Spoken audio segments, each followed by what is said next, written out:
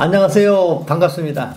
모든 일이 열정을 갖고 이렇게 사역도 영상도 이틀이 멀다고 이렇게 올려야 하는데 요즘 노는 일이 너무 바빠가지고 영상을 늦게 올립니다. 죄송합니다. 사실은 저희 부부는 낚시를 못합니다. 그런데 아내가 갈치 손맛을 보고 난 뒤에는 갈치 산명에 빠져 있습니다. 늦바람이 무섭다고 아내를 따라 낚시잡이 보조 역할을 하다 보니까 매우 힘든 시간을 보내고 있습니다. 그런데 이 갈치 시즌이 끝나면 돔, 또 우럭, 또 삼치 계속된다고 하니 흥분도 되기도 하고 걱정이 이만저만이 아닙니다. 어제는 바로 옆자리에서 사람의 얼굴보다 더 큰 50cm 돔이 나왔습니다. 이것을 본 저희 부부는 입이 다물어지지 않았습니다. 보았노라, 또 왔노라, 우리도 해내었노라. 댐을 낚아서 여러분께 영상을 올려드리겠습니다. 여러분, 오늘은 선택이라는 주제를 한번 생각해 보고자 합니다. 우리는 눈을 뜨자마자 얼마나 많은 선택들이 기다리고 있는지, 마치 무언가를 선택하면서 하루, 이틀, 1년, 10년 이렇게 선택한 것들이 오늘날 내가 선택한 것들의 결과물이 우리의 인생을 만들어갑니다. 선택은 내가 결정하고 이렇게 인생을 이끌어 왔는데 어느 때가 되면 이렇게 푸념하게 됩니다.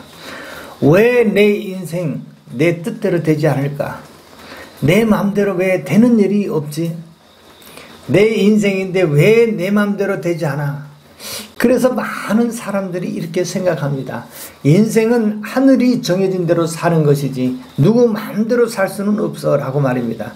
이것을 숙명 또는 운명이라고 합니다. 그런데 저는 오늘 숙명과 운명을 거슬려서 인생은 내 마음대로 내가 정하는 대로 주도하면서 살아야 한다고 말씀드리고 싶습니다. 창세기 1장 28절에 하나님이 그들에게 복을 주시며 그들에게 이르시되 생육하고 번성하여 땅에 충만하라. 땅을 정복하라. 바다의 고기와 공중의 새와 땅에 움직이는 모든 생물을 다스리라 하시니라. 하나님은 우리에게 정복하고 다스리는 통치권을 주셨습니다. 정복하고 다스리라. rule over. 통치하라. 인생을 주도하고 만물 모든 것을 다 다스리라. 그런데 여러분 인생 어때요? 이기고 사는 삶이 많습니까? 아니면 지고 빼앗기고 사는 삶이 많습니까? 요즘 저는 페이스북에 자기소개 또는 인생 좌우명 같은 그런 기재하는 공간이 있는데 오래전에 이렇게 기록해 놓았던 것을 우연치 않게 보게 되었습니다. 환경을 주도하지 않는 삶은 죽은 삶이다. 27살 때부터 사용되어지는 인생의 좌우명같이 사용하고 있습니다. 인생을 내가 주도하지 않으면 누구에게 내 인생을 맡길 것인가? 거센 물결과 쇠파를 역류하는 것은 살아있는 것이요 흘러 떠내려가는 것은 죽는 것입니다. 강고등어는 왜 이리 짤까? 그런데 산고등어는 짜지 않습니다. 죽어있는 것과 살아있는 것의 차이입니다. 세상에 속하냐 하나님께 속해 있는 인생이냐의 차이가 이렇게 큰 것입니다. 세상 모든 사람이 다 그리 갈지라도 나만은 다른 길을 선택하며 살아가는 독특한 인생의 타임라인을 사는 것도 내 주권이요 내 통치권을 행사하는 것입니다.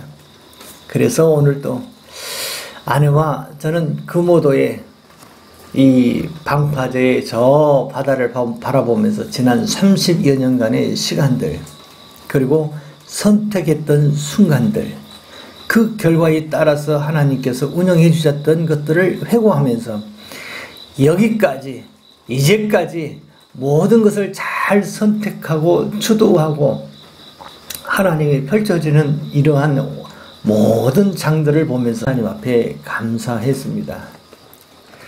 제게 인생의 큰 전환기를 맞았던 사건들이 있는데요. 27살 때 젊은 날에 어느 봄날 종로의 탁골공원 앞에 사람들이 많이 모였길래 왜 이리 많은 사람들이 모였을까? 어느 어르신이 세 장의 새를 몇 마리를 놓고 저만큼의 놓인 운세가 적힌 쪽지를 이렇게 도시락 같은 데 넣어두시고 그날의 운세를 보고 싶으면 돈을 내는 분들에게 이렇게 새 한 마리를 보내어서 저 새 장을 떠나서 저기 쪽지를 이렇게 하나를 뽑으라 하면 그 새가 뽑아요. 그리고 그 뽑은 종이 쪽지를 운세를 알려주는 그러한 아주 신기한 일이 있는데, 그래서 사람들이 그렇게 많이 모여 있는 겁니다. 그것을 보기 위해서요. 저도 아주 신기해서 한참 그것을 보고 집에 돌아왔는데, 이윽고 곰곰이 생각하면서 참 놀라운 것들이 많잖아요. 새가 사람의 운세를 어떻게 알고 뽑는 것도 매우 신기하고, 새가 세상에서 놓일 때 날아갈 수 있는 그런 시간도 있고 그런 환경인데도 불구하고 날아가지 않는 것이 더 신기한 겁니다. 또 신기한 것은 날개가 있지만 날개 없는 새처럼 행동하는 그 새가 도무지 이해가 되지 않았습니다. 이상하다, 이상하다 하고 묵상하고 있는데, 바로 그때 그 새가 나의 모습으로 비춰지는 거예요. 모태신앙이었고 어릴 적 주일학교 주일 예배를 빠진 역사가 없습니다. 그런데 늘 종교성이 내게 습관되었던 나의 모습이 바로 그 새와 같이, 그간 세상 세파에 내 몸을 맡겨 떠다니는 그런 인생을 살면서 내 원죄뿐만 아니라 내 자범죄, 쉬지 않고 죄의 종으로서 이리저리 끌려다니는 종살이하는 그런 나의 모습, 크고 작은 죄를 얼마나 많이 저질렀던가. 사단이 요구하는 것은 다 들어주는 불의의 병기로 사용되는 삶을 살게 되었는데, 교회 나가서 목사님의 설교를 들으면 세상의 올무에서 이제 벗어났다고 선포를 하시는데도 나는 여전히 옛 성품, 옛자, 익숙해져 있는 세상의 집으로 다시 되돌아가고 있으니 내 모습이 너무 싫은 거예요. 세상에서 가장 싫은 존재가 바로 나인 것을 발견하게 되었습니다. 이윽고 고민하다가 하나님께서 말씀 한 구절을 내 가슴에 새겨주십니다. 시편 124편 7절에 우리의 혼이, 우리의 육체가, 우리의 영혼이, 우리의 모든 환경이 새가 사냥꾼의 올무에서 벗어남같이 되었나니 올무가 끊어짐으로 우리가 벗어났도다.